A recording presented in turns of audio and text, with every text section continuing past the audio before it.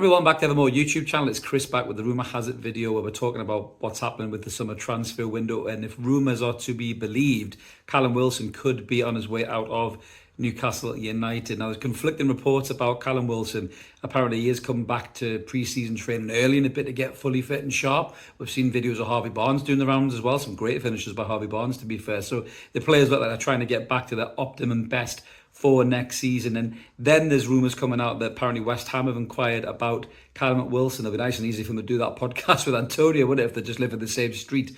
But yeah, I'm not too sure about the figures that have been banded around, really. I've seen figures of 26 million quid. I mean, I'm not being funny. If someone wants to give you 26 million quid for a bit of a clapped out motor, as nice as it still looks, you fucking snap their hand off, really. But I don't think West Ham are going to dish out £26 million on Callum Wilson. I think realistically you'll probably get between 15 and 20 for Callum, which is good for balancing the FFP and PSR books. But there's also some stories about Yanba Mina, which I'll come on to in a second. But going back to Callum himself, now, you know, I love Callum Wilson. We all love Callum Wilson. He's an absolutely brilliant striker. And I still believe when he's fully fit, I think he would have been in that England squad. And I think he would be at the Euros right now. I think he's one of the best finishers in the league. I think his holder play is really good. You know, he's a bit of a hybrid, really, of he can do the old-fashioned centre forward stuff and he can do the movement running off the shoulder, but he's not getting any younger. He's 32 now, and the injuries have definitely played a part in hampering Callum's career. You know, you've got I suppose the next batch of strikers coming through in the likes of Ivan Toney and Ollie Watkins, and I just think that Callum, from an international point of view, is maybe being left a little bit behind. But when he's fit, he still gets goals. You saw that last season, 26 appearances, 10 goals. So when he's fit, he gets goals. Now, I don't know what the situation is with Callum at Newcastle.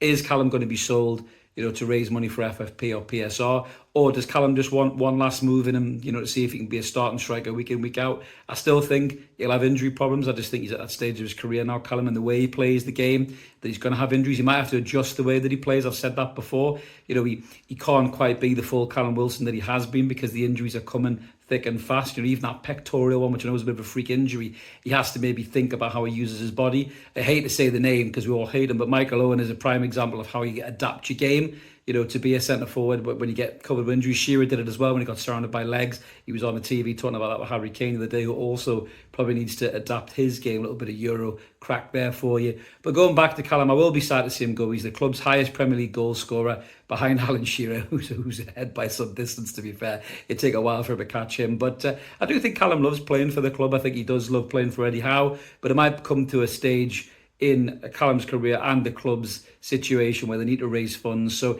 this might be a good deal, you know, in terms of 15, 20 million pounds for Callum Wilson. What I don't understand, and I said this in a previous video, why the fuck are we bringing in Dominic CalvertLewin to replace Callum Wilson? Other than being 5 years younger than him, he's not as good of a player, he's not as good of a finisher, and he's injured nearly as much as Callum Wilson. That makes no fucking sense to me whatsoever. And I've got nothing else against against Dominic Calvert-Lewin. I know a lot of people throw it out there. I don't give a fuck if he wants to dress up as Britney Spears in his spare time. That's on him. Fuck him. You know, as long as he scores goals and stays fit, I don't give a rat's. But he doesn't, and he's been injury prone for a long time. I think, you know, Mark looked at the stats. He's only got double figures in, you know, I think 2 seasons or something in the last God knows how many. You know, I just don't see how Dominic Calvert-Lewin improves the squad by getting rid of Callum Wilson and replacing him with Calvert-Lewin. If you got rid of Callum Wilson and replaced him with a younger model who's like 22, 23, you know, in the shape of someone like Benjamin Sesko, who looks really good at the Euros, you know, for 50 million. I know he's just signed a new deal, so that's out the window. But that kind of calibre of player, that kind of ilk of player,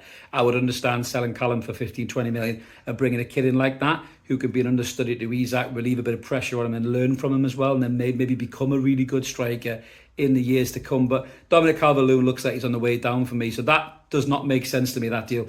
If Callum is going to stay and Dominic Calvert-Lewin is the third choice striker, then it's maybe not a bad buy for 20 million quid. But what concerns me, and moving into the next part of this video, apparently Yanba Mina has agreed personal terms with an unknown club as of yet. Now, people are speculating who it may be. I think it's probably most likely Borussia Dortmund. But this whole thing just winds me up. I'll do more of a reaction video on it when it does go through. But this whole thing flies in the face of FFP and PSR, because the whole point of working in the boundaries of FFP and PSR is to go and find these little gems in backwater leagues, no disrespect to where Yanba Mina was playing, sign them for 4 or 5 million quid, turn them into a brilliant player, you know, and then have them in your squad. Then you don't have to go and spend copious hundreds of millions of pounds to buy players. But by the looks of this, Newcastle United are going to sacrifice Yanba Mina and sell him for 30 million quid to put it back into the coffers. Now, that I kind of understand the business point of view, but fuck me. I mean, I work in business day to day. I watch football for excitement. I want to see exciting players get me off my seat, do something special. And Yankuba Minta may very well be that player,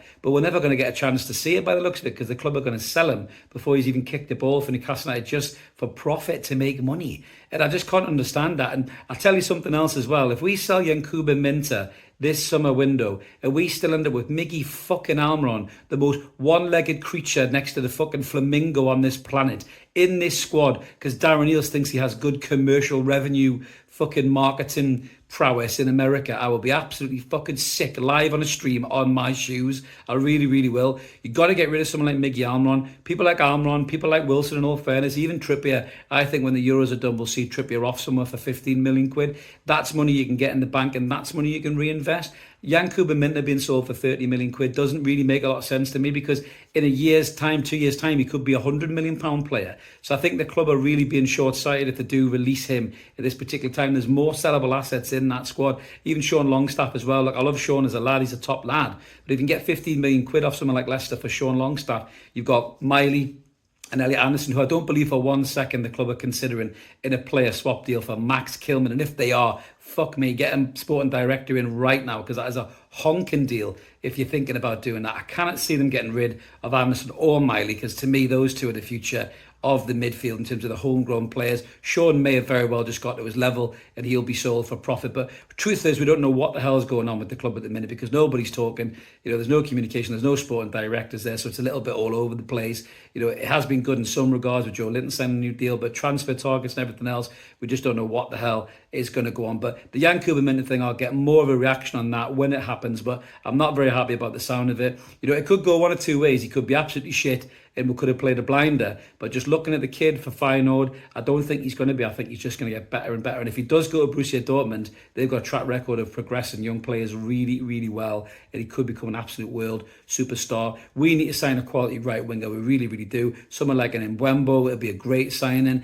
Neto's been linked again. Injury prone. He's playing in the Euros. I love him to bits. He's a cracking player, but he is so injury prone again. If you sign him and Calvert-Lewin, it'll be a race to who's on the treatment table first, really. I know Neto's a much better player, but Calvert-Lewin, James Trafford, the Lloyd Kelly one's a decent sign, I will say. I was happy with that signing for squad depth. But James Trafford and Dominic CalvertLewin, if they're the next two through the door, it's a little bit underwhelming for a huge summer for Newcastle, where we really want to be pushing to finish top four again next season.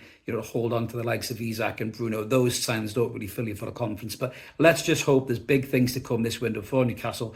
Keep it evermore, guys. Subscribe, like the video, keep the channel growing. We'll be back with more breaking news when it comes out about the Minta deal and other things as well. Have a belt. I will see you later. Cheers.